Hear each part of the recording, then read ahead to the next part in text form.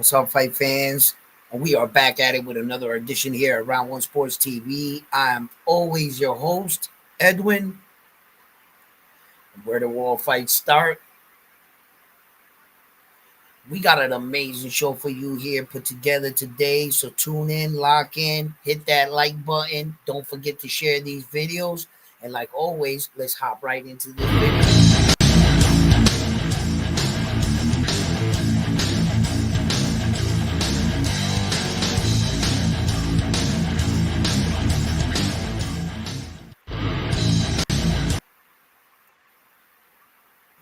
What's up, guys?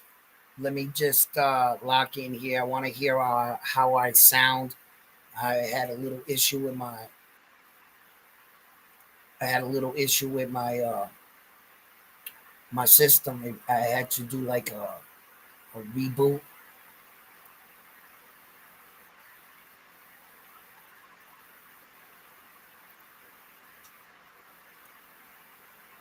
Why does it sound like that?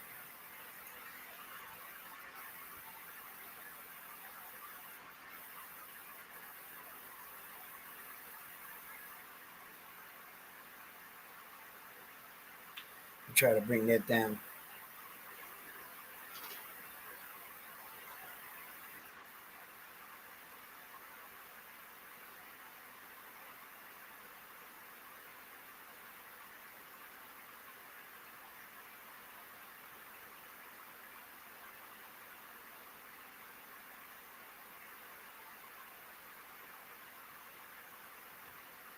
Oh, maybe.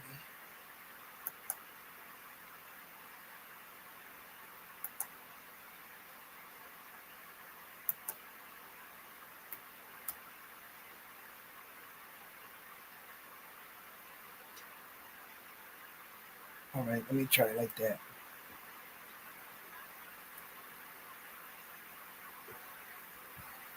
Hopefully that works out. So what's up, guys? We got a lot to unfold here. There's a lot going on in the boxing world. A couple announcements here, just real quick. We got Rohan Polanco, right? He's scheduled to make his ring return against Fabian Medina. And, I like Rohan Polanco. I like how he looked, moving up to the new division. Nothing looked like it slowed down, like his speed, his form, his technique, his power was obviously there. He was, hitting really hard. So I like this fight in a lot of ways. Shout out to Camachito and Show One Promotions. He put out uh, a post on Instagram about the fight coming out, and there's talks and negotiation with Keyshawn Davis and Edwin De Los Santos. There are rumors being circulated all over YouTube that they perhaps have started talking about a potential matchup between Edwin De Los Santos and Keyshawn Davis. So that'll be a good one right there. I like that matchup because you know if Keyshawn Davis can disperse of Edwin De Los Santos better than Shakur Stevenson did, or like fighters like Jose Valenzuela that fought Edwin De Los Santos, and if he can beat him, in an impressive fashion, uh, that would send a message out to the boxing world, and then they'll start to see that Keyshawn Davis is really him. For the most part, I think that Keyshawn Davis is a good talent, good fighter, but he really hasn't been in there with a top level, top tier guy. Although Dennis Barancek was the champion, I'm not going to sit here and say that Dennis Barancek was the best skilled technical boxer on Keyshawn's level. So until I see that I see Keyshawn in with the more experienced top level boxers that the division has to offer, I'm not quickly going to say that Keyshawn Davis, is him. I believe he's a fighter. in the beginning of his career, and he has a lot to prove. Um, so this is his start. This is where his legacy and what Keyshawn Davis will or will not do in the sport of boxing. With every fight that he gets into the ring, that's going to add to the legend of Keyshawn Davis. Um, and speaking of that, about the legend of Keyshawn Davis and a lot of these other fighters and these young men and women that are entering boxing now, there's been this type of stigma on boxing where retiring undefeated seems to be the goal nowadays in boxing. Who started that? None other none other than the legendary Hall of Fame fighter Floyd Mayweather. He started that, you know, you didn't no one's ever beaten me type thing. And as Mayweather in his career, he was criticized for a lot of moves in boxing. And a lot of people tried to like clown Mayweather when it came to like book smarts in school. But that's not where Mayweather's genius lies. Mayweather's genius lies in the ability to fight and understand promotion, right? And understand how to protect your your assets as well. Meaning your assets, what am I talking about? Your records in boxing. Mayweather put this thing inside of Tank Davis's head and a lot of other boxers that belts don't mean nothing. Well said from a man that fought the most champions. He has it in these kids' head that managing your career well, not taking these tough fights, because you don't want to risk the you don't want to risk being defeated. So he has all these kids thinking that the O is more important than the men you shared the ring with, the legendary fighters. Like you can look back in your career and say, I fought this world champion, this Hall of Famer, so forth and so forth. That by the time that Tank Davis woke up, said, wait a minute, I might need some belts. He was already 30 years old. And Mayweather's job was done. He knows that talents like this only come around every so often. You happen to get the top talent in that era and convince them not to take down your records. Never mind what I did. I'm going to help you get the money. Isn't that what you want, Tank? So he did exactly that without Tank being able to beat Mayweather in anything, in any of his accomplishments, any of his achievements, nothing. So when it was all said and done, you can say you made a pretty penny. But Mayweather knew in order to get close to him in this day and era where piracy is running on a rampant, right? He knew that you weren't going to beat him in pay-per-view buys. It's not like the old days. So I think that Mayweather is a very smart man. Very, very smart man. And he messed up the game in boxing for a reason. That way none of you guys can chase down his records. And the men that are staying true to the sport, that are causing some noise, he speaks up against them. And like Usyk and Terrence and Naoya Inoue, you know, he doesn't want you to acknowledge what they're doing. He loves walking into the room and still being considered the face of boxing. Floyd, even retired, Floyd's words, they carry weight. Whenever he speaks, you know, people tune in, they listen, and there's the others that don't like him and don't care what he has to say. But you got to recognize the people that do. And what Floyd has done for boxing. He carried the torch for a very long time. And in today's era, there's a lot of things still wrong with boxing. And the way I view it is that whenever you give two men the opportunity, any one of them can say no, or I don't want the fight. It makes it difficult. You got to take away the option of the fighter denying the fight without penalty. If the boxing world and the sanctioning bodies were to get together and come up with these rules, because see, what they're always doing is they're passing around the puck, the boxing world. Whenever a situation comes up, the boxing promoters blame the organizations blame the boxing promoters, and so forth. And then the boxing promoters will blame the boxer. And it's just a shit show just going around in a circle. We gotta stop all this, halt it in its tracks.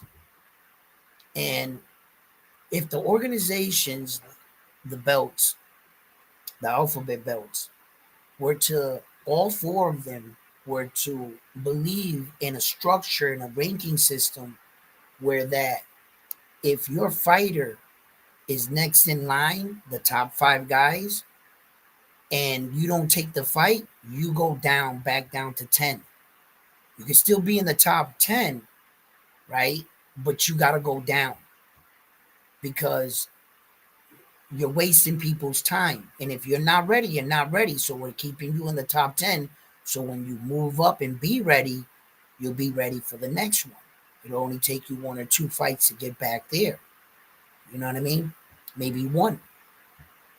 So there has to be some penalties, for this. So I think that they need to stop passing the puck. They need the sanctioning bodies need to stop blaming the promoters, and the promoters, they need to do something about it. And by doing some things about it is working together. All these entities have coexisted in boxing for years, but none of them really devising uh, a rule structure that we can at least all be on the same page. And the reason for some of these things is that some of these guys don't like change, like the WBC. The WBC doesn't like to be told what to do. The WBC, Mauricio Suleiman, is one of the biggest problems we have in boxing. Because let's say IBF, WBA, and the WBO were to say, we're going to go by a ranking system.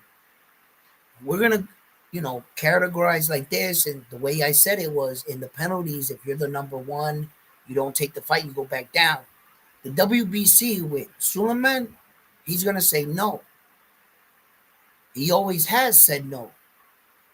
Suleiman does not obey by a ranking system. He never has. They have a 32 board member and they elect who they deem worthy to fight for their belt. They only want the popular fighter to fight for their belts. You must be established, have a good promotional company, a TV network backing you, shit like that. And the WBC doesn't give a lot of only when they have to. When they got to create another star, do they start to let other guys fight for their belt. But if there's one or two stars in that division, then that's who's going to be fighting for their belt. Probably rematch here, another fight here. So, and then Suleiman acts like he wants to fix everything. No, he just wants to fix everything where that it all benefits him. All Suleiman is concerned is bringing the WBC higher. Suleiman doesn't care about the IBF, doesn't care about the WBA, doesn't care about the WBO. All he cares about is the WBC and how he can outdo everybody else. Suleiman does not want to fix nothing in boxing, but claim he wants to work with everyone in boxing. No, he wants to work with everybody in boxing that'll allow him and his organization to do basically whatever the fuck they want, when they want, and put together the fights how they want. They'll speak up for like fighters like right now, David the Monster Benavidez. Why? David the Monster Benavidez is asking them to try to get this fight right with Demetrius Bivol, or Demetrius Bivol needs to vacate the belts and let him fight Arthur again, the trilogy, because um Arthur gave him a rematch and lost. And it's like if Arthur wants the trilogy, should Demetrius Bivol honor that? I think he should. It'll make for a great fight. Both those fights were amazing, and I think Demetrius Bivol beats him again, Arthur.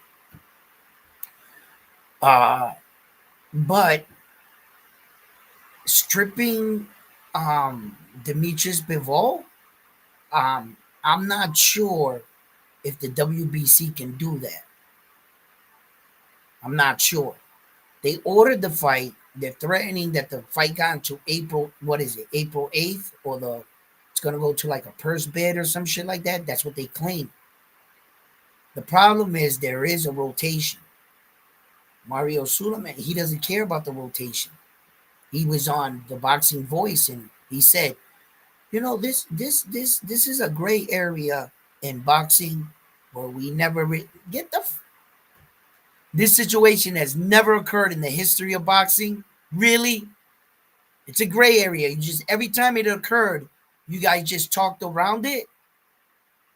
It's the Wild Wild West. Whatever sanctioning body puts in a mandatory, you mean whatever when the WBC puts in a mandatory, that it has to be honored? Mauricio Suleiman is really full of himself. He really is. He's he thinks he has so much power that he's not. And then you think about it, right? I was talking about this on one of my boys' shows and shit. I be hopping on and shit, and I said to myself, he said to me, you think Mauricio Suleiman has any power in boxing? He don't got no power. The people that got the power are the promoters and the TV networks and so forth and so forth. And I was like, wait a minute, hold up. You don't think that Mauricio Suleiman's got real power in boxing? See, that's where the boxer and the fan forget. They quickly forget. You think that's your belt? You're at work. That's that WBC world title. They provide that in the world stage so you can go out there to prove to the world you're the best. Without the WBC or any of the belts, what are you fighting for? How much power does these belts have? Listen, the promoters need them in order to boost what their fighters and to increase their market value. You're going to need something. In the NBA, they're called rings. Well, in boxing, they're called belts. You're going to need a few of them. And it wouldn't be bad to get the most popular belt in all of boxing, WBC. That's the five-star hotel right there. Bougie as fuck, but it is. When we talk about all these belts making their way, and boxing being allowed to continue like the Wild Wild West for so long, it's hard to like think of one organization as credible. They all got skeletons in their closets. Every one of them. At least the IBF, for the most part, is trying to like set by an example. The WBO is moving fairly well along those lines. The WBA, I have no idea on God's green earth what the fuck they're doing. I don't know. I don't even know if the WBA will be a belt anymore in a little bit. I'm getting nervous. Like this is real talk. Like I don't know if I've ever been this nervous for one of the belts. The WBA's future, little by little, everybody's turning their backs on them. Their ranking system's a freaking joke in every weight division. The best of the best fighters don't even sign up to challenge for their belt. It's a joke, their ranking system. The fighters that you want to like hype jobs and shit, the majority of the hype jobs in all of boxing into the WBA ranking system. Just look at all the hype jobs in the WBA ranking system and get back at me. And the new two just entered, Rolly and Ryan. What organization backed that shit up? WBA. I'm starting to worry about the WBA. And maybe they might get pushed out and the IBO might be allowed in.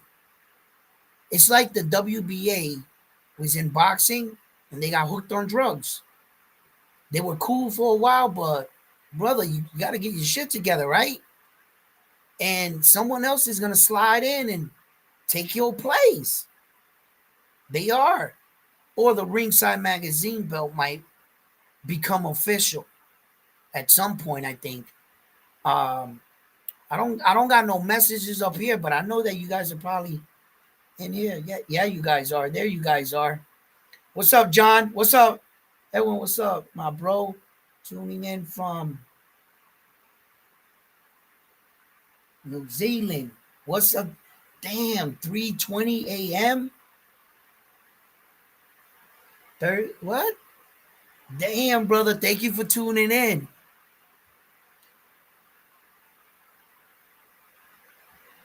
What's up, Frontline? All right, brother.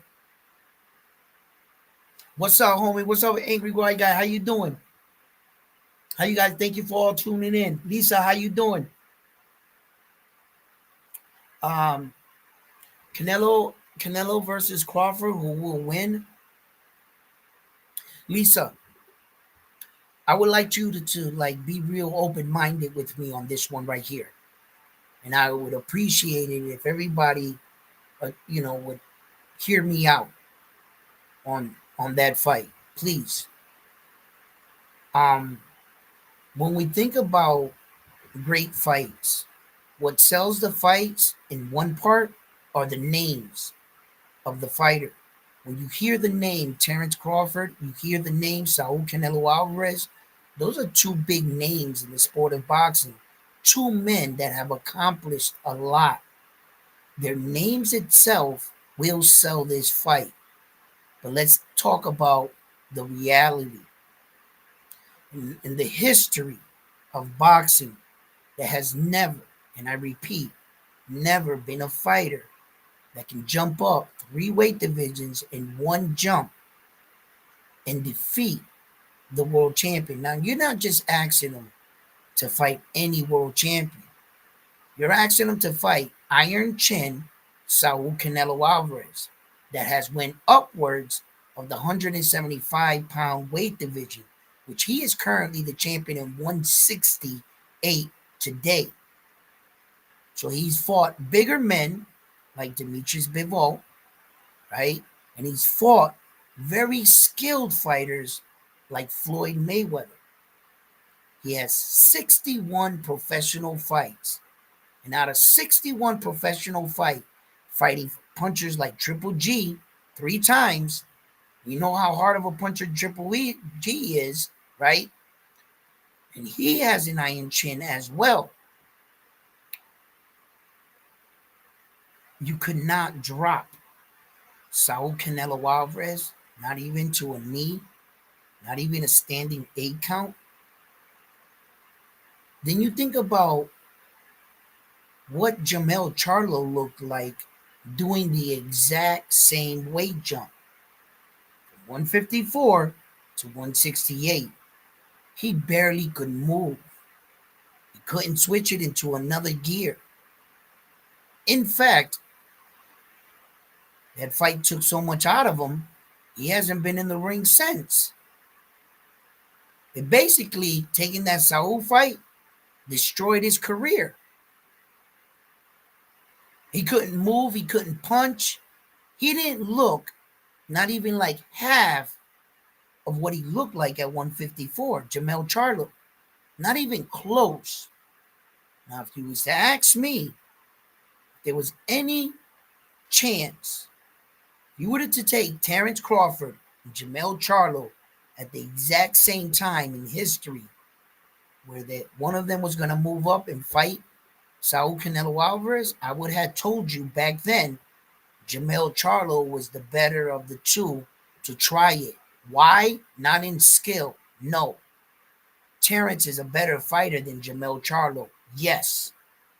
Jermell Charlo has the bigger frame. If I would have thought any of them could have did that, Jermell's tall enough, big enough to put on the weight that I thought he would be able to move. And he couldn't, could he? Terrence is the smaller one between the two.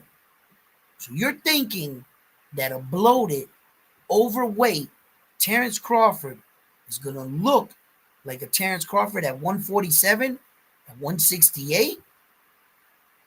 When he went up against Ismail, Terrence Crawford, he went 12 rounds with him. It didn't really stagger him. I saw Ortiz whoop his ass. So I already saw a decline in Terrence Crawford's performance from 147 to 154. What makes me think he's going to get better adding 3 more weight divisions? The reality is this. Everything is stacked in Saul Canelo Alvarez's favor. And I mean everything. He's fighting in his own weight division while Terrence Crawford is trying to move up 3. Saul Canelo Alvarez is the younger of the two, and Terrence Crawford would be turning 38. On the day when they meet up, he'll already be 38. All the factors in this equation are on Saul's side. Saul ain't never been knocked down. He's been hit by very big men. You think that Terrence Crawford's going to punch who? And do what to what fighter are you talking about? Because you're not talking about Saul. There hasn't been a man alive to put him down. And you want this smaller guy. There have been men that jumped up one weight division, got destroyed. Bam Bam Rodriguez jumped up 2. Naoya Inoue jumped up 2. Was successful. Right? They still had their speed. They weren't blimped up. They were growing. No one ever asked Terrence Crawford to do this, but money. That's what asked him to do it. Terrence Crawford's career could have been much better. He could have been a way better champion had he not had a lot of roadblocks. Now, in the sport of boxing, Terrence has realized something I've already told you. That don't mean shit. What means something is what you get out of this, what life is going to be without boxing. How much did you stack up? Are you financially good? So Terrence, what he's doing, the business move, he's selling his name. No matter the outcome in the fight, this is definitely for a bag. And Terrence is willing to put his O on the line, basically sold the O for the biggest bag he can get, which is understandable. Understandable.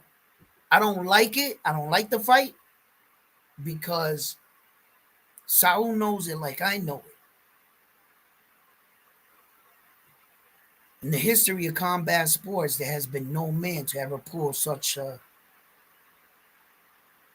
task. Don't be blind by the fact that you're trying to convince yourself by saying Terrence is going to beat Terrence. That somehow Terrence Crawford's body is superhuman, that he's going to look like himself. I can't buy that. I know how hard it is to move up the divisions as a fighter. I know what it takes, and men usually go up one division at a time. It's very rare when you'll see a man do a skip by one division, move up to the next, but that shit happens too. In the history of boxing, I've never seen somebody, an active fighter, not a guy that was sitting on his couch and came back because he can't shed the weight and he's fighting three divisions up. That's a different story. Talking an active fighter, just decide that I'm going to, and then with all the inactivity that Terrence Crawford would be coming into that fight with, meaning he hasn't fought since Israel.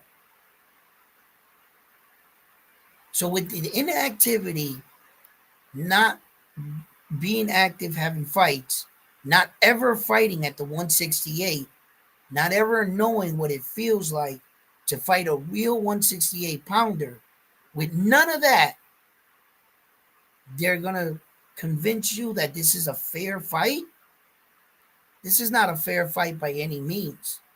I respect Terrence for taking this, and I got to admit, if there's any grace in the box, I mean, any grace, if there's any chance that the boxing gods would bless Terrence Crawford on that day, and all the legendary fighters that have ever came before him, that all their spirits rush into him.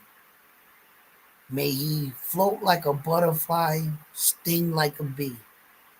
Because I'm going to tell you something right now. Terrence Crawford pulls some shit like that off.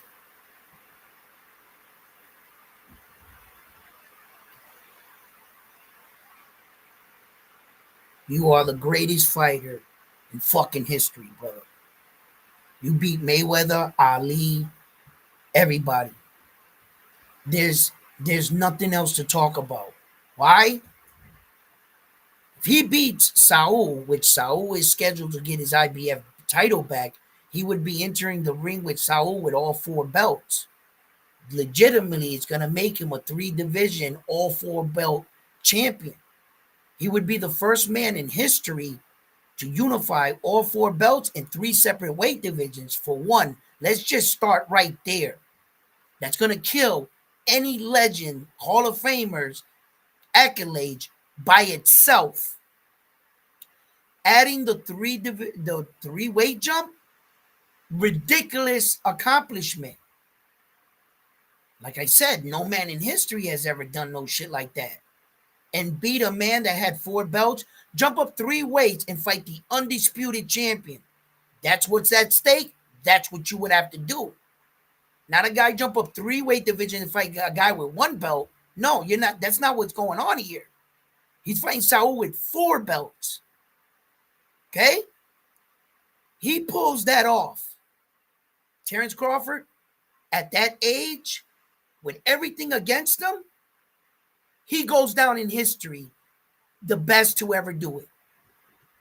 Terrence. There's no, Floyd can't touch him. Ali can't touch him. Shit, no one can touch him. The only person in his rearview mirror is that guy right there, Naoya Inoue. He's the only one sitting there like that got the ability, just maybe, to catch Terrence if he pulls some shit like that off.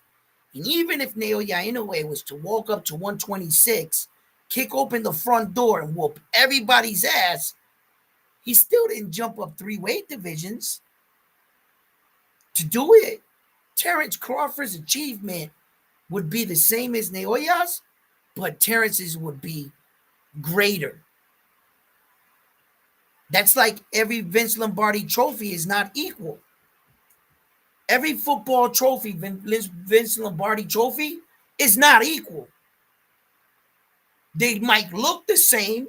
Oh, same trophy, same trophies, but they're not the same. What year was that trophy? And I'll tell you how powerful it is. Meaning, that comeback against Atlanta with the Patriots, that's got to be the strongest Super Bowl trophy in the history of the NFL. What team ever came back from a deficit in any football Super Bowl game like that? A 25-point deficit in the fucking third. Man, get that. There's no Super Bowl trophy stronger than that one. That Giants that they beat the Patriots and stopped their 18 win. That one's pretty strong, bro. That's a strong trophy right there. You just stopped one of the greatest teams in history. Had they sealed that, that Patriot team goes down in the argument as probably one of the best teams in all of football.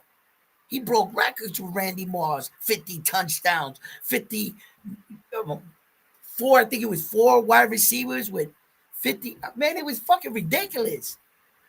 That was a crazy season for them boys. But that's what I mean. Like, how prestigious are your belts? How big was the moment? You know, when you put belts against belts, champions against champions, that's what you're doing. It's not like you're gonna put Rolly Romero's belt against Saul's. Which one's more prestigious? His WBA or his? Tell me. Rolly's belt can't. It's not more prestige than, you see what I'm saying? At the end of the day, that's what these champions doing in the locker room type shit talk. Like, yeah, you got the same color belt I got, but who the fuck did you fight? Mayweather fought 20 plus champions. Who'd you fight? So, how prestigious are your belts? Terrence Crawford pulls that off. He's the greatest fighter in history. He goes down the best to ever do it. Then he would walk away undefeated. He'd walk away undefeated, all 4 belts in 3 separate weight divisions with a 3 weight jump, and you beat one of the most dominant Mexican champions of our era. And you got Saul's name under it.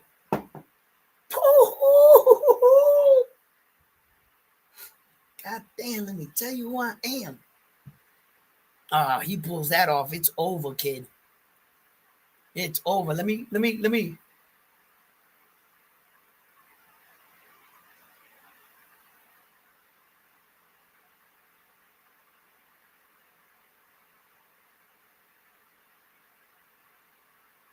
Okay, I gotta answer you.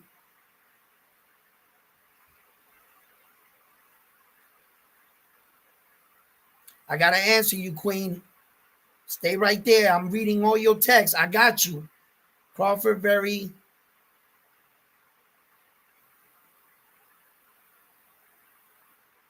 Sean Porter said, I felt like a side. Rolly.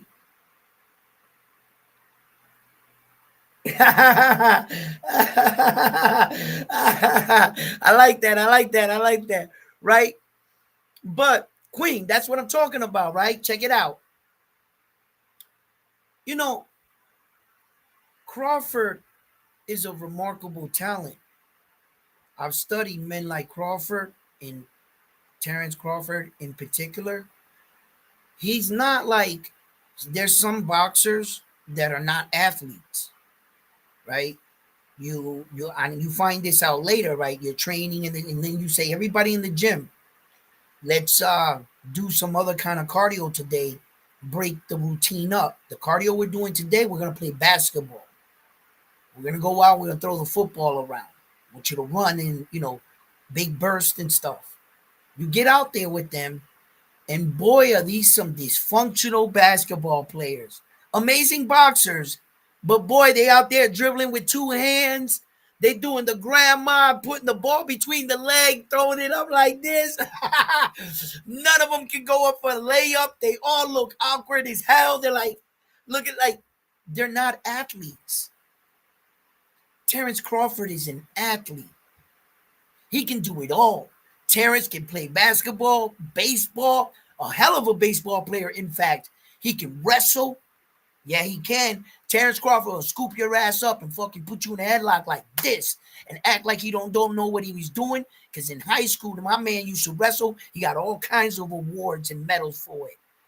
Terrence Crawford was him. He's athletic in everything. Terrence Crawford, he won't let you beat him in nothing. If you started pop locking in front of him, he'd start breakdancing in front of you. He'd probably beat you. Terrence is nice in everything, right? He's an exceptional athlete. And I respect him so much. But superhuman shit and the reality of, I got to get that out of my head. Yes, you're special, my man. Yes. But what they're asking you to do is damn near impossible. Terrence, you see that they're setting you up, right? And Terrence is so tough that he can see the setup. He'll look at me and he'll be like, I see the setup, and walk right in, knowing they're setting him up. He's willing to take on that challenge. I admire him for that. And the money must be staggering to look at. That check must be like, bing, okay, yeah, I'll fight him. Yeah, I'll fight him right now if you want. You know what I'm saying? That check must look crazy. But I've never seen this in my life. The first time I ever saw it was the Charlo twin. And boy, did he look bad. And the Charlo twins, they big boys. Ain't they like 6 feet tall? Right? Well, I think one of them is like shorter than the other one. One's like 5'10", 111, one's like 6 feet tall. Terrence Crawford is not that height. If you would have asked me back then which one I thought can make the weight, not who can fight the better. Terrence is a better fighter than the Charlo twin. Yes, he is. But the Charlo twin is the bigger. And if I was to look at them, I would be like, yo, Charlo, you might be able to put on that weight because you cut a lot of weight. You walk around way bigger than Terrence Crawford. So I would have thought the Charlo twin would have been a bit better, comfortable, and we saw what he looked like against Saul. He could barely move. He couldn't put it in another gear. He must have been crying inside in the fight. On the outside, all you saw was frustration. He looked a little confused, and inside he realized the moment. His body wouldn't turn on. It wouldn't kick into that other gear. And everything that the people said to him, he realized on that night was true. That's just a human being egotistical, meaning you're a fucking ninja up here. But when it comes time to fight, what you're thinking doesn't translate. No training. Sometimes the human, you can't tell. There's people, they be training for a long time. Pretty soon they want to be in the backyard trying to catch a fucking bullet with their teeth. It's just them gassing themselves up. But the reality of it, see, boxing will keep you honest. It'll keep you honest. And it'll remind you the challenge you took on. The problem is, the only way you're going to find that out, it's going to be too late. It's going to be too late. And I'm trying to tell you, I saw Saul Canelo Alvarez go up to 175. He got a win and a loss there. I seen him get cracked by big dudes. And let's remind you that those dudes are fighting at 175, and on fight night, they even blowing up even bigger. And the men that fight at 175 are usually typically walking around 200 plus. They're cutting weight to make 175. So if Saul can go upwards of 175 and fight those kind of size men, Terrence Crawford from 147, because you're really not a 154 pounder. You fought one fight there. Okay, you're in the division. You only fought one guy. Technically, you're really truly a 147 pounder. You think, where's this power going to come from? Terrence Crawford didn't wobble Ishmael. Didn't wobble, didn't stagger him. Hit him clean. Took the punches, walked through it, kept boxing. We're talking about Iron Chin Saul. Woo! Tall task, tall task, tall task. I gotta tell you, I wouldn't deny the fight if I was Terrence, though. Fucking money, bro. Huh? Money will get you to do. I mean, if it ever happens, I'm not sure if that fight would ever, take place. The Terrence Crawford against Saul Canelo Alvarez. I'm not sure if Saul wants to do that to Terrence either, or keep fighting these kind of fights that Saul's never going to get credit for. He had to find out the hard way that even though he fought one of the Charlo twins, for one, it wasn't the Charlo twin he wanted to fight. It was initially for the older one, the bigger of the two Charlo twins. He denied the fight, and the little brother stepped in into business he really didn't belong in. And then he got stopped, like he went the distance and everything, but Saul made him look so bad. He's never been back to boxing. It's rumored now for the 30th time that he's coming back. I hear every 3 months he's coming back to the sport of boxing, but I never see him. I'm not sure about the Charlo twins anymore. I wish they came back to the sport. I love both them brothers, bro. I thought they were electrifying for the sport.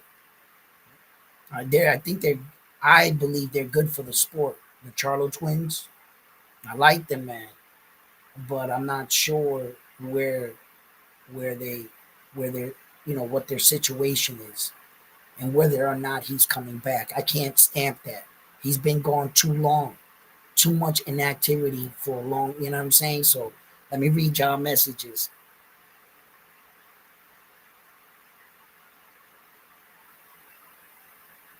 Jamel and Jamal.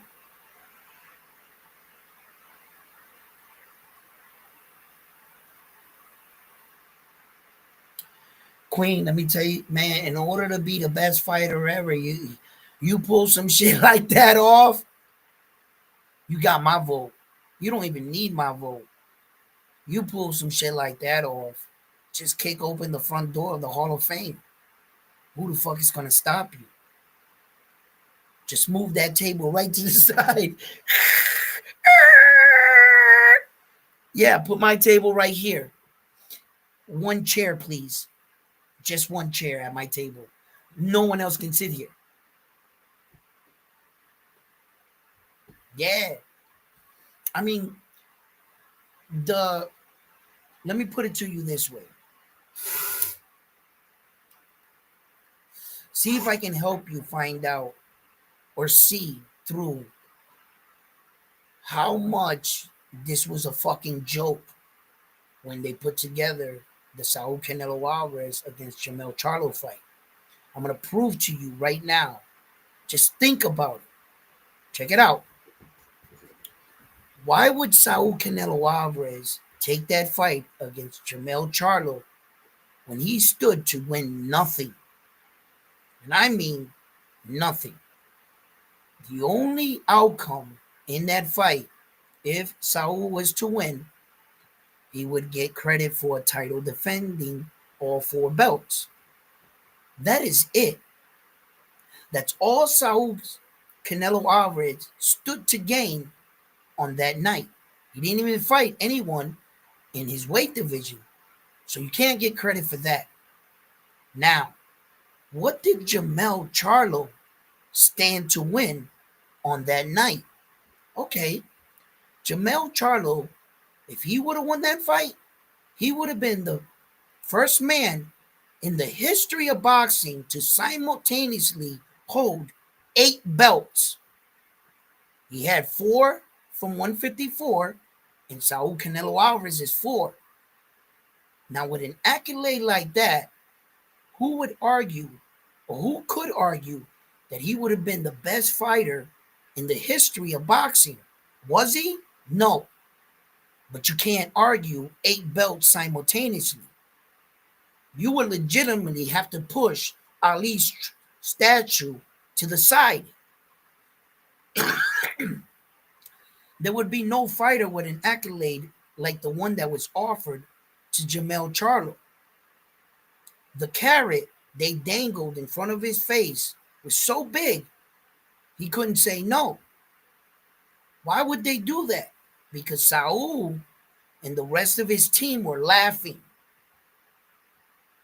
at the opportunity they gave you because you were never going to achieve it. They gave you that opportunity and put everything in your favor. You didn't have a chance in the world to do it. They're sitting back, cracking up, Saul and them. You want more accolades? You want more to the story? Shit, even Saul and their team petitioned the WBO not to strip him until after the fight because he didn't fight Tim Tszyu. It's mandatory. Canelo and his team did that for Charlo. They spoke up for him. They were cracking up, Saul and them. You want more? Yeah. More accolades? Yeah. You're going to stand to win a lot. Saul stood to win nothing and agreed to all that shit to help you become a Hall of Fame legendary fighter. Why would Saul want his name at the end of that? To be the guy, hey, dumbass, you were the guy that signed up and gave this guy an opportunity at 8 belts. First of all, in order for that to happen, you would have to find a guy either south to the equator or north to the equator to have 4 belts. Then you would have to convince that guy to give you a shot at his 4, not you give him a shot at your 4. He doesn't stand to win anything but a title defense, and you stand to go down in the history books as the best to ever do it. Who are you going to get that's going to be willing to give you all the benefits? And why?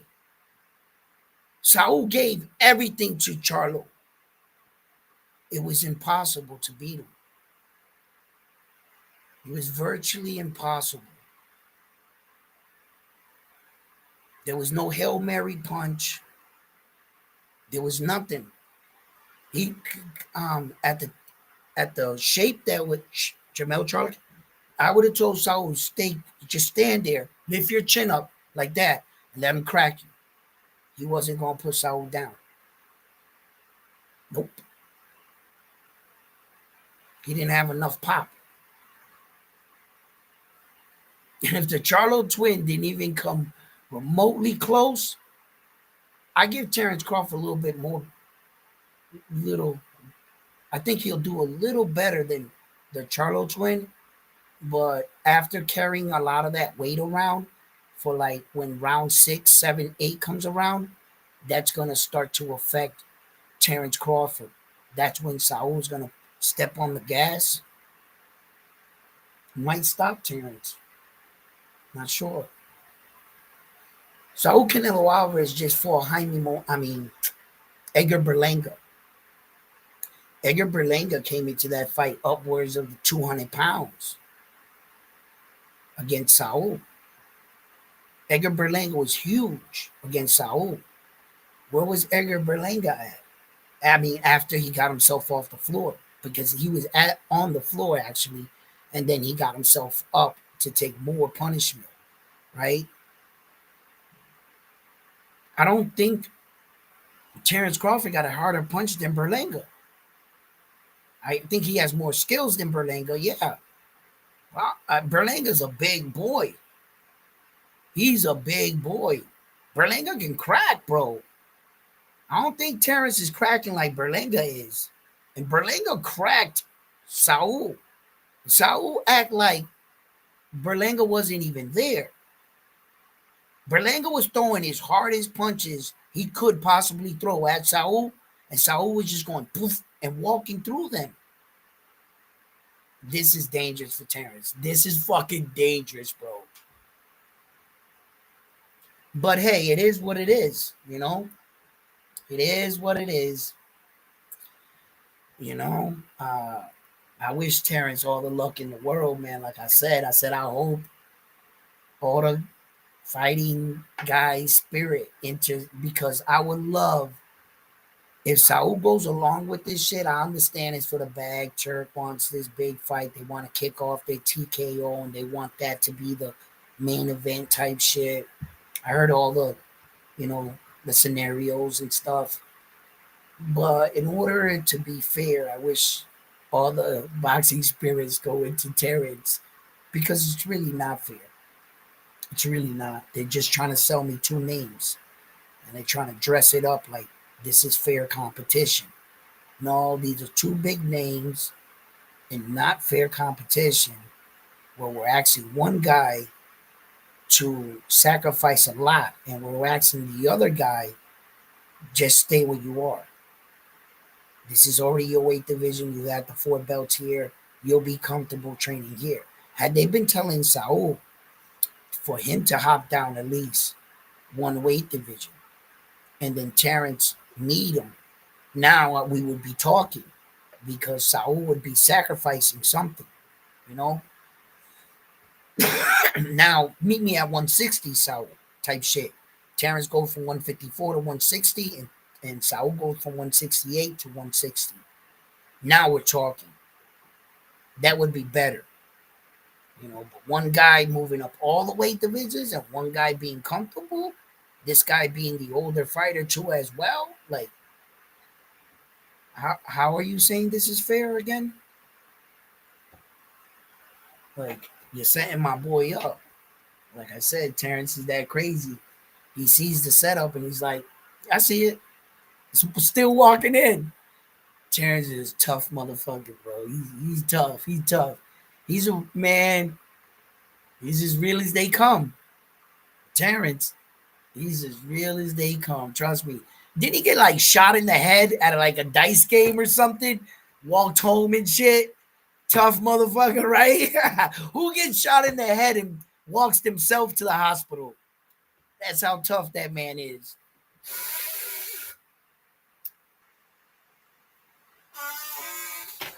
Terrence got shot in the head.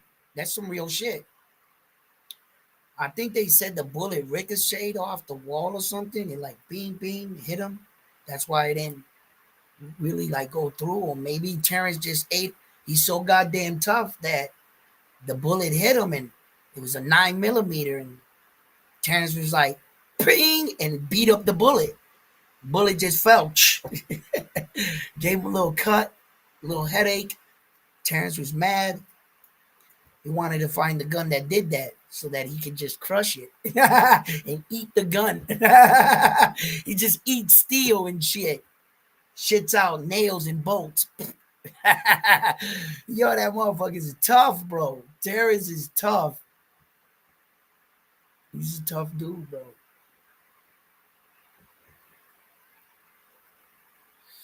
Fucking brought himself to the hospital. Yeah, that's some tough guy shit. Um, what else? There was a couple other things. I mean, Suleiman going crazy on the boxing voice. I thought that was hilarious. Um, but Jerron Bruce Anderson is Stanley Olin's fight. That too as well. You know, I want to see that fight. I think that fight is going to be very important. See where these fighters start to go. You know, it's good that Stanionis and Jerron Bruce Ennis have agreed to unify. Um, It seems like the majority of the fighters are now making another wave, and boxing is starting to move.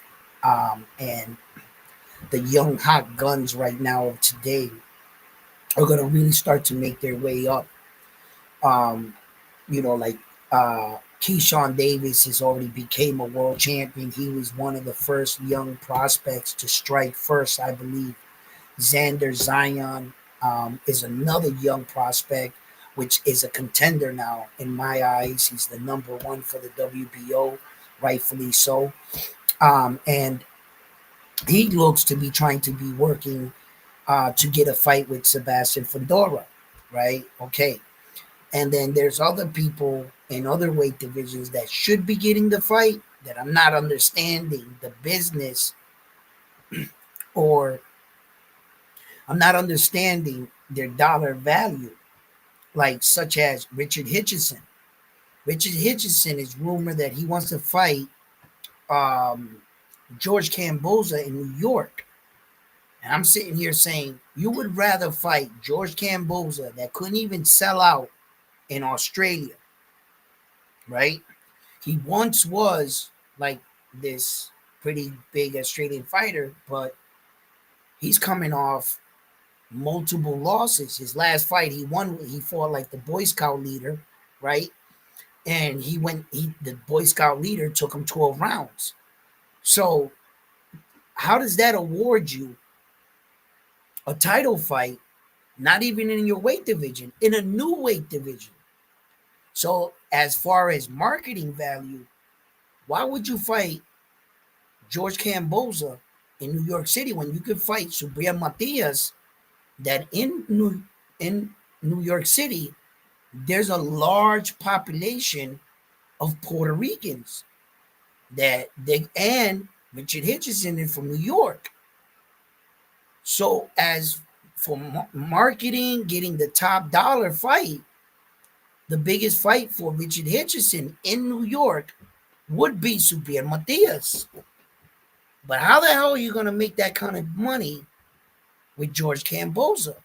Here, I'll give you a scenario right now. How about this?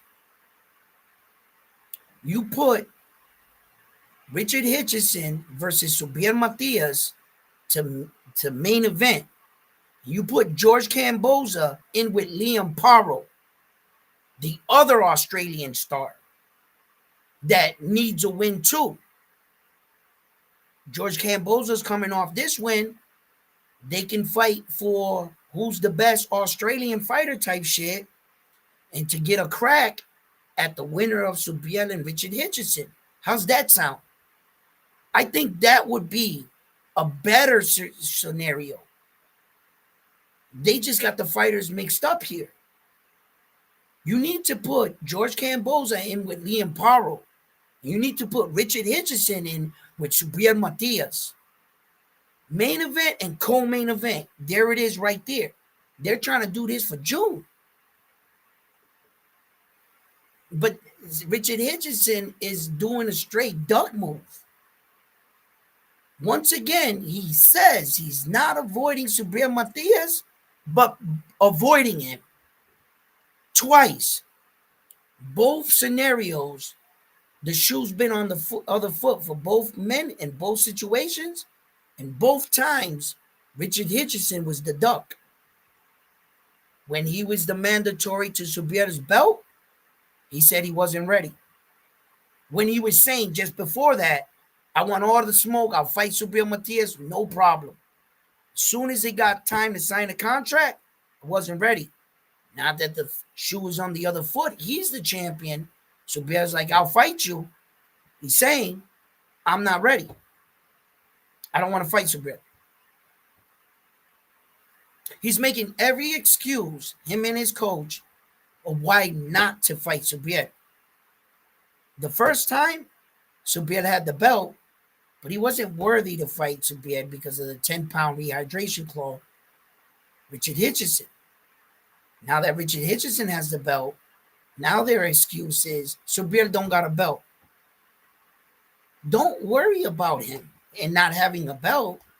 Just fight your mandatory and beat him. Didn't you say you're a better boxer than Subriel Matias and that a boxer's his kryptonite? Well, then Richardson, this should be an easy night in the office for you. And you would be honoring your mandatory. Once you get your mandatory out the way, the year is yours. You basically can pick whatever fight you want after that because you have obligated your responsibility to the organization. So for the rest of the year, you can get money. Put together a couple of wins, maybe a knockout or two. Richard Richardson, you're good. Just get Subriel out the way. According to you and your coach, that's easy work. What's the problem? So take that easy work to New York and make a good penny. Like, bro, you guys are going to sell out Madison Square Garden. If you put it in the Barclays Center, you're selling that bitch out. Let's see if you could break one of Tank's gates at the Barclay. I don't know. But it will do better numbers than fucking George Kamboza that couldn't even sell out in his own city. They had to give away the tickets and like fluff up the crowd with free tickets.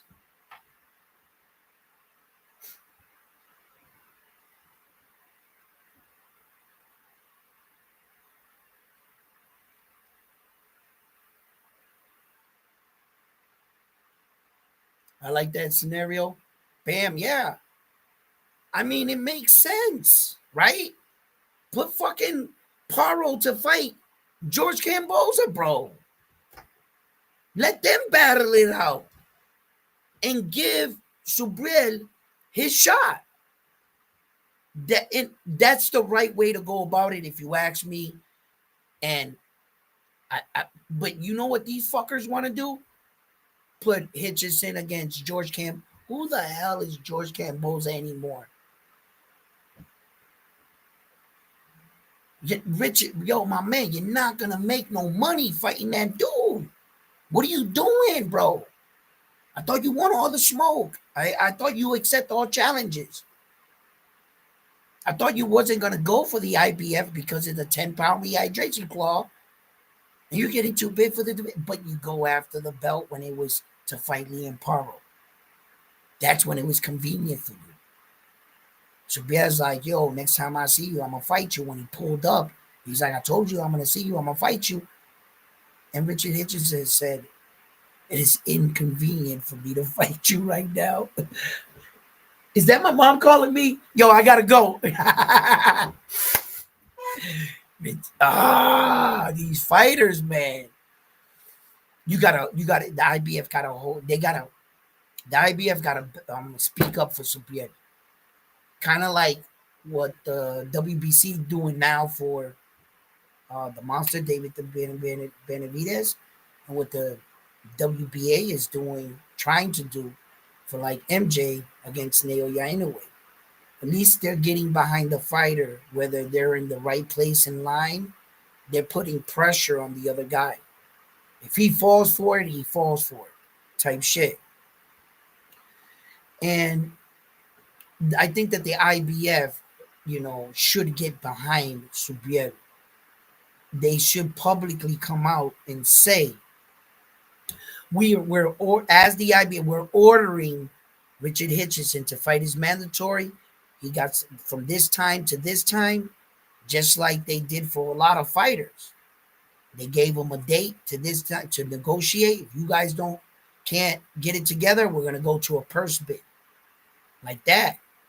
Or Richard Hitchison vacate the belt and move up. He vacates that belt, he's scared to death. In my eyes, he's scared to death of Subriel. That have been 3 times you avoided him. Yeah. So, and then Subriel, man, if you hear me, please hop on my channel, homeboy. If anybody, you can get the message to Subriel, tell him to come back to the channel. The world wants to know, Subriel, what do you feel about this? And is your team helping you push your mandatory? What's going on, Subriel? I don't want you to fall out of sight, out of mind. I want the boxing world to be called to their bullshit. And I invite him to come on my platform because a lot of my fans want to know, Subriel, what's going on? Like, are you going to get this fight? And I saw it. Didn't I call it on my channel? Didn't I call it, guys? I told you guys. What was George Camboza in this equation? I told you guys. He's the sacrificial lamb. You don't invest that kind of fucking pull and get the IBF to go along and make him number 3. You don't pull strings for him for a fighter unless you're trying to get something out of that fighter. And one thing is, I don't think George Camboza is going to make a run at all them titles. George Camboza can beat any of the top guys or any of the champions for that matter. So I don't think they did it so that George Camboza can once be back in his glory. So if I don't believe they did it for that, then why are they doing it? It's because Richard Hitchison needs a fighter. You're doing it for him. What you're doing is getting a decent name to try to avoid your mandatory in Subriel and say, oh, Subriel already got a fight scheduled, which in real time, we're watching this all unfold. So,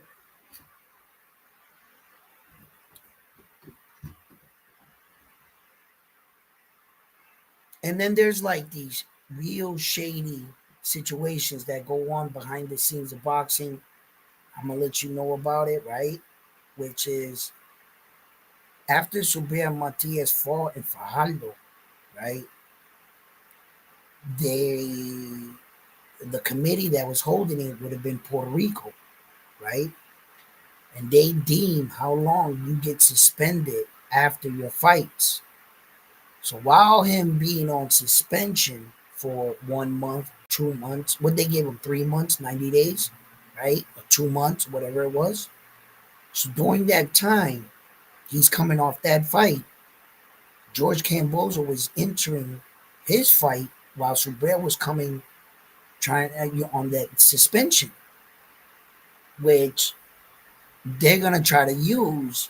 Well, we can't talk to Subriel's team while he's on suspension, and we didn't negotiate, which is bullshit because everybody talks. But in this particular case, that's gonna be one of the excuses. It'll be like excuse number one. Then they'll say, "Oh, well, we put the fight together with George Camboza because uh, Subriel Matias wasn't ready to take the fight type, so to speak," but not acknowledging that the only way you could have talked to George Camboza was while he was on suspension. Meaning, didn't George Camboza just fight with the Boy Scout? He would be on suspension on deck now too. But somehow you got to fight with him. You know what I'm saying? They're not gonna tell you the truth, man. And it's just all gimmicks to try to bypass the guy you're trying to avoid. That is the boogeyman at the 140-pound weight division. And Subriel Matias, he is truly a force to be reckoned with. Any fighter can be beat. I'm not saying he's unbeatable. He has been beaten. Um, but he is a tough match for anyone. And when you go in to fight a fighter such as Subriel, at what cost is he going to take, and what penalties and price is your fighter going to pay to be able to defeat him? It seems like every fighter that enters the ring with Subriel Matias loses a piece of themselves, or they leave it in that ring. In the wars that Subriel makes the men go through, the amount of damage your boxer's going to take against a fighter such as Subriel, round by round, uh, that can really affect your fighter. And win, lose, or draw. Let's say your fighter wins, but how much did he have to give to pull that victory off? That's why Subriel Matias is such a high risk, low reward to some people, but his name and the fact that the most of the boxing world still considers him the boogeyman, beating a man like that, yeah, that'll catapult your status. You're beating up the boogeyman, like, yeah, yeah, that'll do. But that's easier said than done. I want to see you beat up the boogeyman. I want to see it. You know what I mean?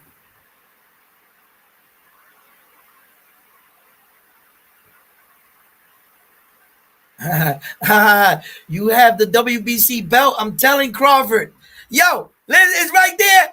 The IBF, WBA, WBO, and the IBO. I got all 5 belts. All right. I'm undisputed. You go tell Terrence Crawford I said that. All right. And if Terrence Crawford pulls up, I got an appointment. All right. It's inconvenient for me right now to talk. But if he pulls up again after the first time, I'm going to tell you something right now. I'll look out my window and I'll be like, I wave. How you doing, sir? Having a nice day? Me too. But when he leaves, I'll be talking again. All right? I'm going to tell you right now. All right? Just make sure he ain't outsider. All right? Shit. Actually, I beat Terrence Crawford for all these belts. You didn't hear about it? You ain't got to fact check that. Just take my word for it. We came out of nightclub. He had all the belts. I was like, run them belts, Terrence. And they're on my wall, but don't tell him I said that. All right?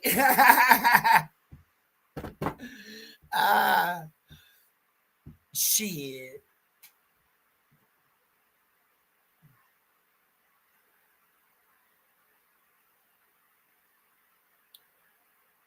That's what's up, Bam Bam.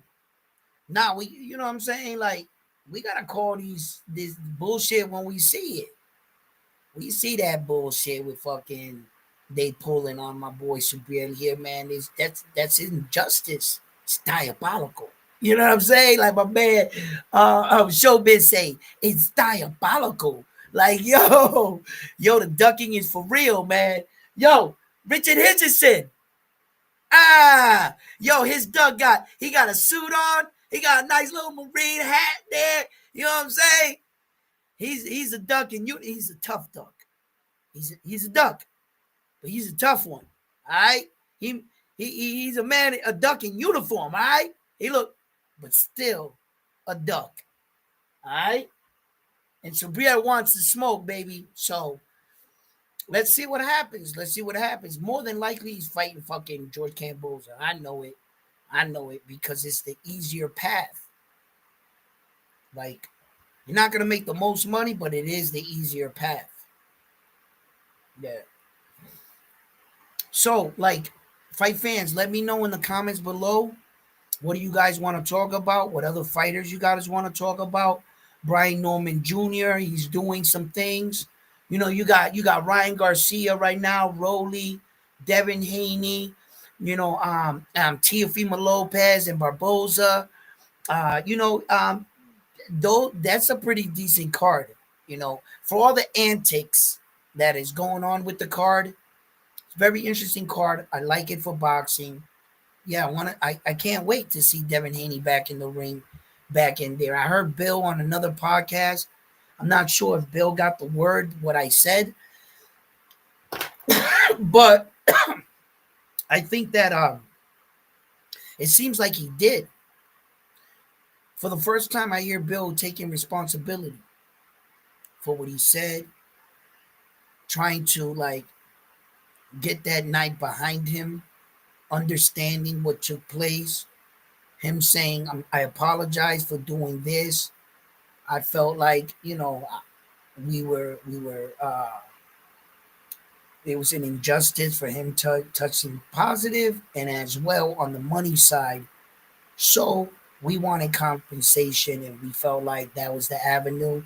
It was maybe distasteful to take Ryan Garcia to court for assault and battery in a match in boxing That is exactly what we're supposed to do.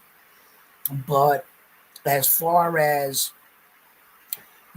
a manager trying to get mine and get my way and the way we have to do things, everything can't be always street. So that this was our way of bluffing and trying to get a dollar amount. Well, we got the fight, we got what we wanted, we dropped the lawsuit. So um and we're gonna get you know the amount of money that is due. But this is not over money. This didn't start on YouTube. None of that. This started in the ring. So I like the fact that now Bill Haney finally is taking that approach. I think from the beginning of all of this, how Bill Haney been like, okay, touche.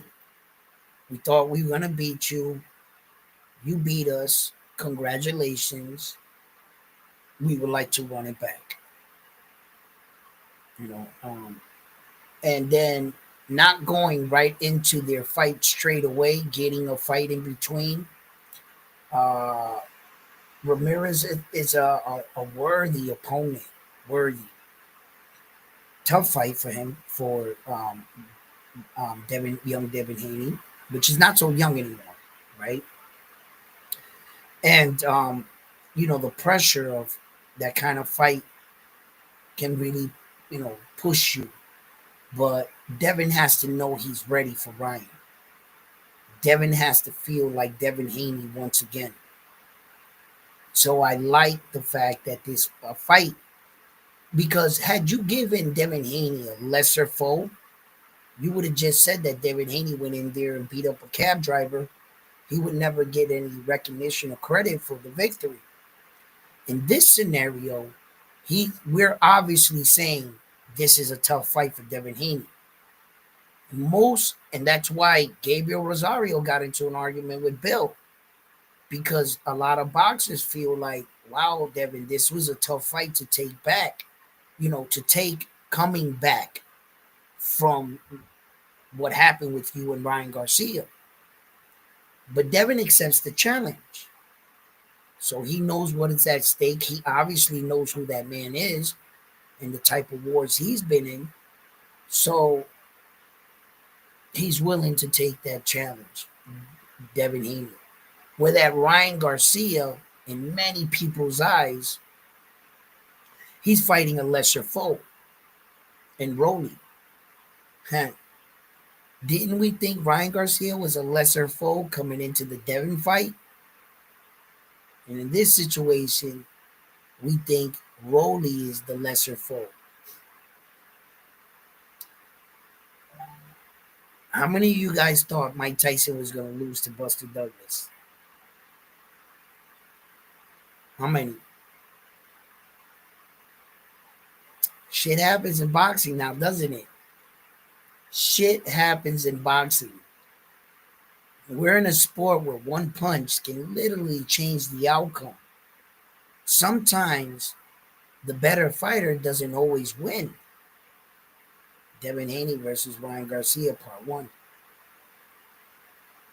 I'm still on the line. Devin Haney's a way better boxer than Ryan. Ryan had his number. He I think that Devin and Bill and them, they fell for the okie doke. They thought that Ryan was melting down. They probably downshifted their training. And they said, all you got to do is basically be in shape, Devin, and just be yourself. That'll be enough to beat this guy. And they fell for it. They fell for it. Devin wasn't in, I don't believe, in prime boxing. I don't think he sparred a lot. His timing of judging Ryan's speed was off. He looked like all he basically did was stay in shape. Worked out, did the push-up, did the jumping rope, did all that, run, jog. He just stayed in shape. I don't think he was in boxing shape. He couldn't even make adjustments in the ring against Ryan Garcia. He had nothing. Ryan Garcia was turning his back on him. And Devin was just punching his back like a little bro. like a little brother punches a big brother, and your mom's like, "Don't you hit him!" And he's punching his big brother in the back, and his brother's just sitting there, just taking the punches, just looking out the window or something like. And it didn't look like it had any effect on Ryan. Uh, so, and then coming up into a new weight division at 147, like Devin Haney, bro, this is fucking crazy, kid. You're gonna chase Ryan all the way up there, yo, Devin. Just I got a question. Let's say you beat Ryan Garcia at 147. All right, you beat Ryan Garcia at 147. But Ryan Garcia, that would be his second fight at 147, and the first opponent would have been Rolly, that was also jumping up brand new. It's not like Ryan fought the the guys at 147, like the top guys, like the number one ranked, two, three, and the weight divisions, or any of the champions. So, Devin, let me ask you a question. You beat Ryan Garcia at 147. What does that prove? That you beat a guy that was coming up? He's not a real 147 pounder, right? Are you prepared to fight Stanionis, Jaron Boots Ennis, Mario Barrio, or any of the top 147 pounders in the world? Once you get there, you be right. You're gonna look around. You're gonna be like, "Fuck, are you going back down to 140?" Because you've never fought any of the 140 pounders, any of the top ones. The only guy you fought was Regis Progress.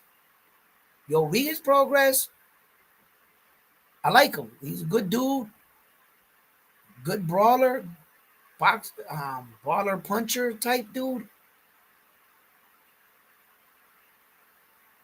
Not the most skilled 140. He's thick, not the tallest. Josh Taylor put it on him, and it's not like Devin Haney beat, you know, Devin Haney beat Arnold Barboza or Jack Catterall or any of the top guys there. He didn't. Devin Haney never fought any of those dudes. He fought Regis Progress and fucking Ryan Garcia. I never seen him in against Devin Haney against Subir Matias, Richard Hitchison, Liam Paro. I never seen him in against any of the top 140s. And now you're gonna go chase Ryan Garcia, and all of a sudden you're gonna turn around and Jaron Boots Ennis is gonna be standing right there, looking at you. Like Jaron Boots Ennis is gonna be looking at you, asking you, Devin Haney, are you lost? You sure you in the right place? That's what he gonna step to you, bro. I don't know, Devin, baby. Like, you think you can crack like that now, all of a sudden, to move up to 140? My man, Stanley Onis. I listen. All right, Devin. All right. You're allowing Ryan Garcia to dictate your career. You do realize that, right? Now, because of the situation you put yourself in, you find yourself chasing him. And look how fucked up the world is, Devin, right? That the guy that got caught cheating is fucking praised. And they, they treat you like you were wearing the scarlet letter. That's how broken shit is today. But no matter if it's broken or not, a public opinion, Devin, you better look at the landscape. You better look and pay attention to what you're doing and why you're doing it. You're chasing them down because you want to get it back, understandable. But there has to be an end game. You're gonna have to go back to your career. Can't live off Ryan Garcia's career. Win, lose, or draw, Devin, take control of your career again. Put yourself in position to fight the fights for world titles. You're chasing Ryan Garcia has never fought for a world title in his life. The only opportunity he was going to give it, you were going to give it to him. And he couldn't even meet the contract agreement. So the title was never on the line. So technically, he never competed for a world title, which is true. But you're chasing him rather than you should be chasing and trying to fight the champions so that you can get back being a champion. Because for a long time, Devin Haney was used to being revered as the champion. When he left 135, he quickly went up to 140, fought the WBC world champion, and became a champion again. He had already found his way. All this gimme fighting shit that people were like, yo, Devin, how the fuck does Ryan Garcia deserve a shot at your title? And Devin trying to get him, look what ended up happening. Look what ended up happening. So yeah,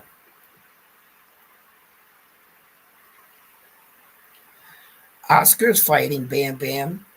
It's not gonna be for a unification, but yeah, Oscar Collazo is a unified world champion at the lower weight division. He's electrifying, amazing, and he's quickly established himself as one of the best down there in the lowest weight divisions. Oscar Collazo, he's a really good talent, hard fighter. Looks like a throwback old school type fighter at times. He has a good understanding of boxing, and the sky's the limit for the young man.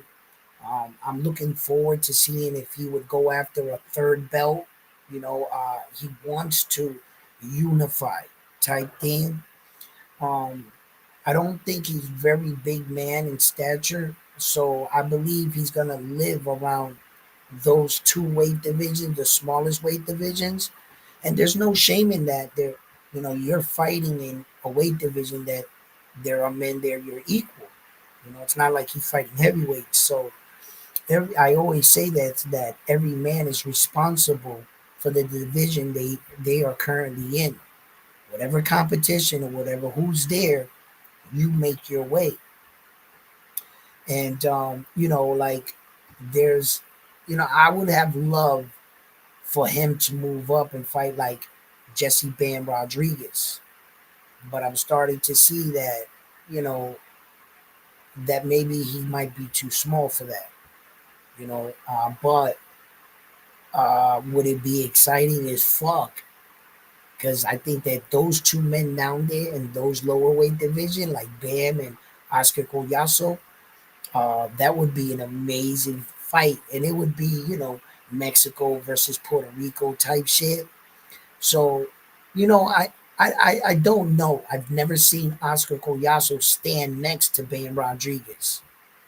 I've never seen it. And since in Box Rec, the heights that are in Box Rec is basically they ask the guy, hey, how tall you are. Tank Davis could have said 6'3". They would have put 6'3" in the thing. Doesn't mean he's 6'3". You know what I mean? So sometimes I like to see the boxers or someone that is I've seen before next to him, or that I have a measuring, and I can be like, okay, maybe he can go up Oscar Collazo, put on the weight correctly, and fight Bam Rodriguez and shit like that. I think that would be like a fucking showdown right there, bro. Yeah. Oh yeah. Oh yeah. Oh, Bam Rodriguez against that Japanese fighter. I can't pronounce his name. I apologize. Um, but yeah, man, those will be some dope ass fights down there. Yo, Oscar Collazo is good. He's really good. He does a lot of smart things in the ring. You guys got to check him out. So if you ever have a time, check out his highlights. And he has a fight coming up. Pay attention to him too.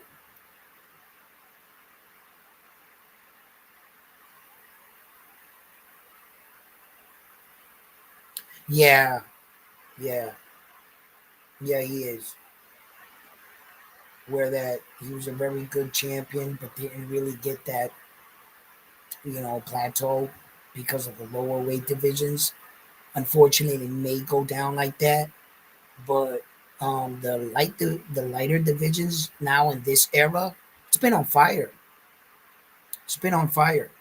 And although in America we might not hear so much about them, out there in Japan, the Philippines, the lower weight division where the real money is, they know exactly who Oscar Goyaso is.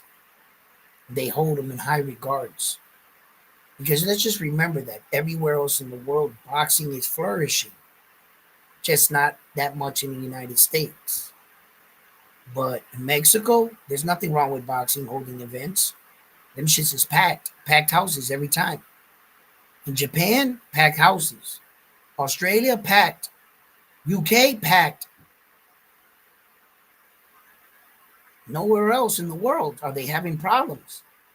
It's just like I've said this 100 times on my channels. Us damn Americans were so hard to impress.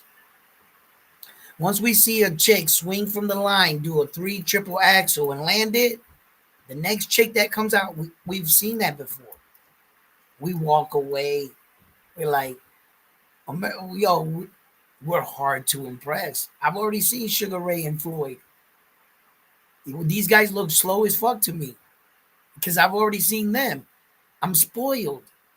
I had to like drop my standard and not forget about my legends, but I had to stop comparing them to the guys we have today.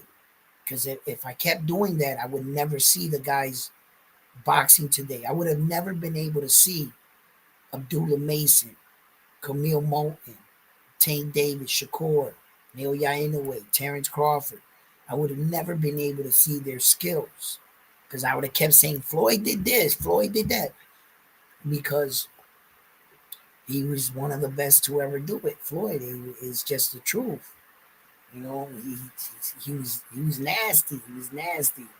You know, um, but you know, it's opinion based. Whoever you like, I guess, right? I can respect it. You know, but I will never debate uh, that situation with Floyd and Zab Judah. Okay, yeah, that was a knockdown. Floyd's glove hit the ground. That was a knockdown. But did they call it and did it ever go down in the history book? No. Well, then you're going to be left on the sideline debating that for the rest of your life while the record books say that he's never been knocked down. Floyd Mayweather, okay, cool. I get all that. I get all that. But, um, I won't lie about the situation.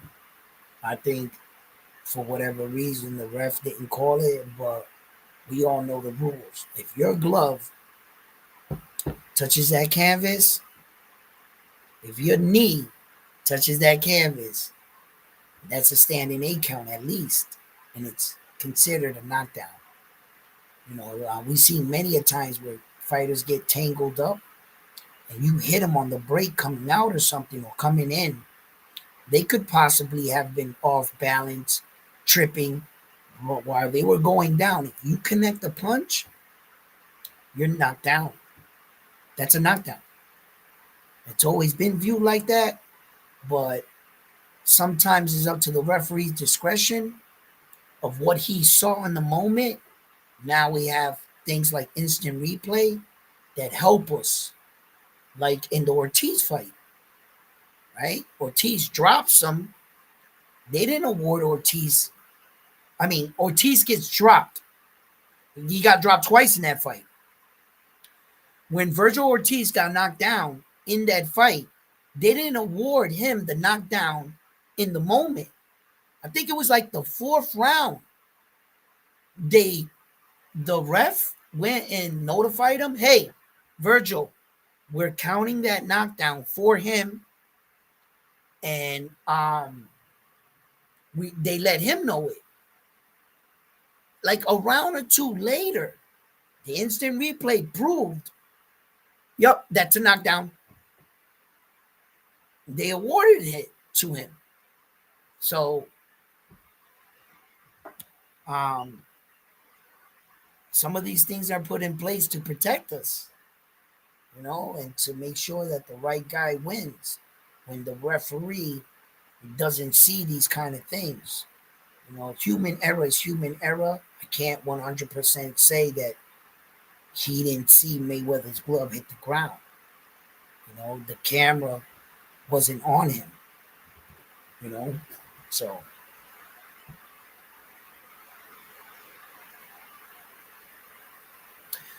to you, Bam, the lower weight classes are more exciting fighters. They are lightning in the bottle. They truly are. A lot of skill, but not a lot of power. In those weight divisions. Fighters like Bam Rodriguez, Junto Nakatoni, Naoya Inoue, they're bringing power to the equation. The way Bam is putting these guys down, the way that Junto is knocking these guys out, the way that Naoya Inoue is knocking. They're bringing a lot of eyes to the division.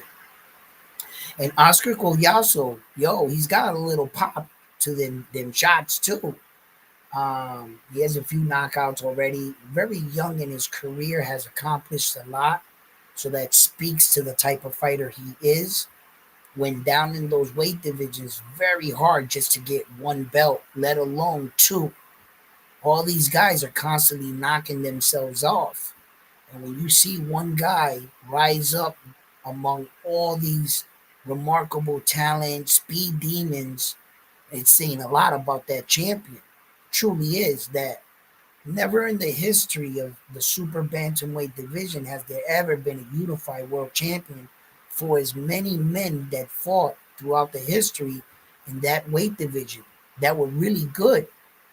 None of them could ever manage to be a unified, undisputed world champion. None of y'all could have done that until Naoya Inoue came along. And even after he leaves, that everybody's saying, oh, there's nobody there, it's easy. Nobody can mirror him. Nobody currently down there, even all the Bam Rodriguez's, the Bam Rodriguez's and the Junto Nakatonis and all the great fighters that are down there can't mirror his success. He's already got 4 divisions. So when you see certain men really stick out in those divisions, it's for a reason. Don't you think Junto Nakatoni is going to be the next Japanese superstar? Why do you think that? For a reason. Doesn't he stick out among everybody else? Why do you believe in Bam Bam Rodriguez? For what? Doesn't he stick out from everybody else? For a reason. That's why they did that, because you got to be a dog down there to be down there in the lower weight divisions, rocking with all them speed demons like that. You better have some skill. You might be able to get somewhere, but breaking into the top 15 down there, I don't think you can be Rolly and survive down there. I'm sorry, Rolly. I'm not taking shots at you. I'm just being 100. You can't live down in the bed with Rolly's skills. You'll never be successful. Yo, it's just I'm sorry, Rolly. That's just the truth. That is just the truth, dog. Like, it's crazy. But listen, fight fans, thank you for tuning in. Like always, come on, guys, hit these like buttons for me. You know what I mean? Hold up, let me do that again. I like that. I like that. Yo, listen, guys, it's been an amazing show. You guys always make it great. Give me something to talk about. Comment, you know, and let's always keep boxing alive. You know what I mean? So, fight fans, leave it in the comment sections. Let me know what you guys want to talk about. We got some big fights coming up. You guys know May 4th, I'm going to be in Las Vegas. I'm going to be trying to do my best to cover the Naoya Inoue fight. I don't have any credentials for this fight, so I'm going as just a fan, but still going to try to do my best to bring you guys the best and latest and hottest news. And I'm never going to be fake. I'm always going to be transparent with you guys and tell you guys the truth because you guys been knowing since I started this channel right here. You guys have been with me every step of the way and seeing my journey into falling in love back with the sport of boxing and keeping boxing prestigious and the men and women that do it the best. Thank you once again for tuning in. Do me a favor and give these videos a like. If you haven't already, subscribe to the channel. And like always, I'm out. Peace. You guys be good to